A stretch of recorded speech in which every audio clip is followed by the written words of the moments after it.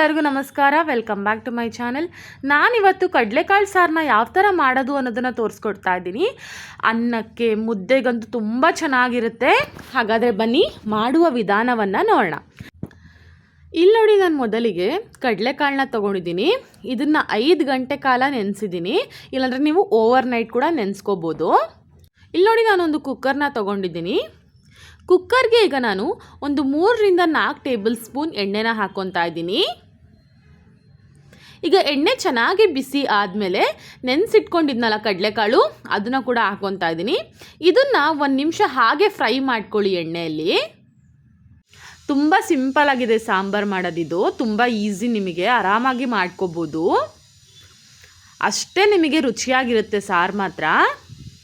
ಈಗ ನೋಡಿ, 1 ನಿಮಿಷ ಫ್ರೈ ಮಾಡ್ಕೊಂಡು ಆದಮೇಲೆ ಇದಕ್ಕೆ ನಾನೀಗ 1.5 ಟೇಬಲ್ ಸ್ಪೂನ್ ಉಪ್ಪನ್ನ ಆ್ಯಡ್ ಮಾಡ್ಕೊತಾ ಇದ್ದೀನಿ. ಹಾಗೆ ಒಂದು 1/4 ಟೇಬಲ್ ಸ್ಪೂನ್ ಅರಿಶಿಣವನ್ನು ಹಾಕ್ಕೊತಾ ಇದ್ದೀನಿ. ಮತ್ತು 1.5 ಟೇಬಲ್ ಸ್ಪೂನ್ ಖಾರದ ಪುಡಿನ ಹಾಕ್ಕೊತಾ ಇದ್ದೀನಿ. ನೀವು ಖಾರ ನೋಡಿ ಆ್ಯಡ್ ಮಾಡ್ಕೊಳ್ಳಿ.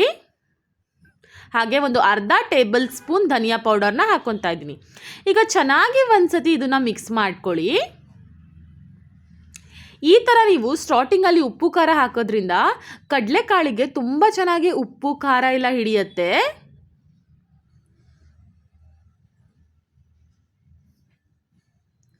ಈಗ ನೋಡಿ, ಈಗ 1 ನಿಮಿಷ ಆದಮೇಲೆ ನಾನು ಇದಕ್ಕೆ 1 ಲೋಟ ನೀರನ್ನ ಆ್ಯಡ್ ಮಾಡ್ಕೊತಾ ಇದ್ದೀನಿ.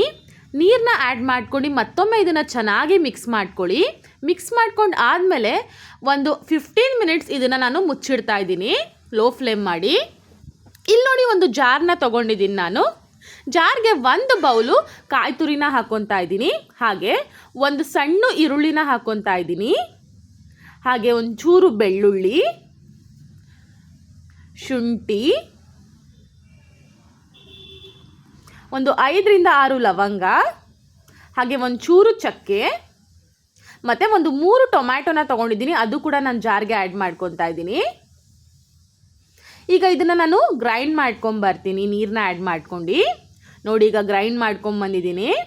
ಈಗ ಇದನ್ನು ಸೈಡಲ್ಲಿ ಎತ್ತಿಟ್ಕೊಳ್ಳಿ. ಹಾಗೆ ಈಗ 15 ಮಿನಿಟ್ಸ್ ಆಗಿದೆ. ಬನ್ನಿ ಕಡಲೆಕಾಳನ್ನ ನೋಡೋಣ. ಒಂದ್ಸತಿ ಚೆನ್ನಾಗಿ ಇದನ್ನು ಮಿಕ್ಸ್ ಮಾಡ್ಕೊಳ್ಳಿ.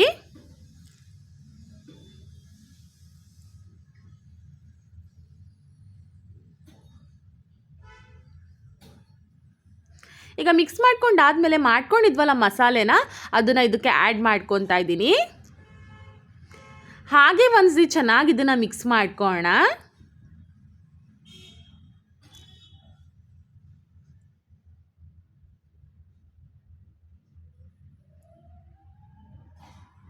ಚೆನ್ನಾಗಿ ಮಿಕ್ಸ್ ಮಾಡ್ಕೊಂಡು ಆದಮೇಲೆ ನೀರು ಎಷ್ಟು ಬೇಕೋ ನೋಡಿ ಆ್ಯಡ್ ಮಾಡ್ಕೊಳ್ಳಿ. ನಾನು ಆದಷ್ಟು ತೆಳ್ಳಗೆ ಮಾಡ್ತಾಯಿದ್ದೀನಿ ಸಾರನ್ನ. ಇಲ್ಲಿ ನಿಮಗೆ ಸ್ವಲ್ಪ ತಿಕ್ಕಾಗಿರಬೇಕು ಅಂತ ಹೇಳಿದ್ರೆ ನೀರನ್ನ ಕಮ್ಮಿ ಹಾಕ್ಕೊಳ್ಳಿ. ನಿಮಗೆ ಮತ್ತೆ ಇದು ಆಮೇಲೆ ಚೂರು ಗಟ್ಟಿ ಆಗುತ್ತೆ. ನೋಡಿ, ಈಗ ಸಾರು ಚೆನ್ನಾಗಿ ಕುದೀತಾ ಇದೆ. ಇಲ್ಲಿ ನೋಡಿ, ನಾನೊಂದು 3 ಬದನೆಕಾಯಿನ ಕಟ್ ಮಾಡಿ ನೀರಲ್ಲಿ ಹಾಕ್ಕೊಂಡಿದ್ದೀನಿ. ಈಗ ನಾನು ಈ ಬದನೆಕಾಯಿನ ಕುಕ್ಕರ್ಗೆ ಆ್ಯಡ್ ಮಾಡ್ಕೊತೀನಿ. ಮತ್ತೇನು ಕುಕ್ಕರ್ ಲಿಡ್ ಕ್ಲೋಸ್ ಮಾಡೋ ಟೈಮಲ್ಲಿ ನೀವು ಈ ಬದನೆಕಾಯಿನ ಆ್ಯಡ್ ಮಾಡ್ಕೊಳ್ಳಿ ಎಂಡಿಂಗಲ್ಲಿ.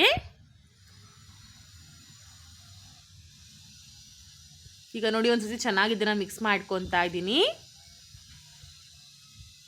ಈಗ ಚೆನ್ನಾಗಿ ಮಿಕ್ಸ್ ಮಾಡ್ಕೊಂಡು ಆದಮೇಲೆ ನಾನು ಕುಕ್ಕರ್ ಲಿಡ್ನ ಕ್ಲೋಸ್ ಮಾಡಿ ಒಂದು 3 ವಿಷಲ್ ಮಾಡ್ಕೊಂಬರ್ತೀನಿ ಹೈ ಫ್ಲೇಮಲ್ಲಿ.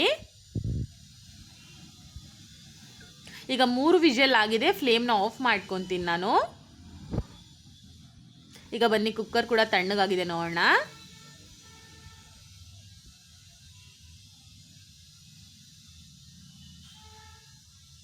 ಈಗ ಒಂದ್ಸತಿ ಚೆನ್ನಾಗಿ ಇದನ್ನು ಮಿಕ್ಸ್ ಮಾಡ್ಕೊಳ್ಳಿ.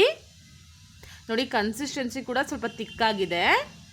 ಕಡಲೆಕಾಳು ಕೂಡ ಚೆನ್ನಾಗಿ ಬೆಂದಿದೆ. ಫೈನಲಿ ರುಚಿಕರವಾದ ಕಡಲೆಕಾಳು ಮಸಾಲೆ ಸಾರು ಸವಿಯಲು ಸಿದ್ಧ. ಈ ವಿಡಿಯೋ ನಿಮಗೆ ಇಷ್ಟ ಆದರೆ ಲೈಕ್ ಮಾಡಿ, ಶೇರ್ ಮಾಡಿ ಹಾಗೂ ಸಬ್ಸ್ಕ್ರೈಬ್ ಮಾಡಿ. Thank you.